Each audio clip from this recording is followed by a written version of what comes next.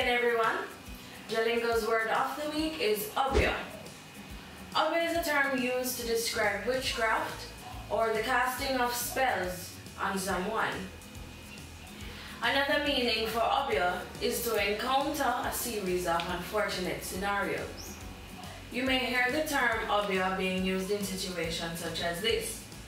Coming like them obya Kevin sex life, we never seen with a girl yet. This actually means it seems they have casted a spell on Kevin's sex life. I have never seen him with a woman. A second example for this may be, boy, somebody obya Kevin. Things never go for you yet. This simply means that Kevin is unlucky and things don't normally seem to work in his favor.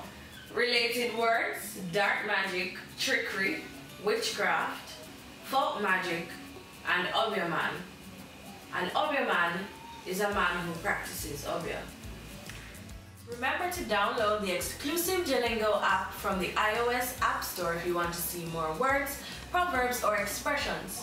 Also, click on the download links in the description box below. Thanks again for watching and have a great day.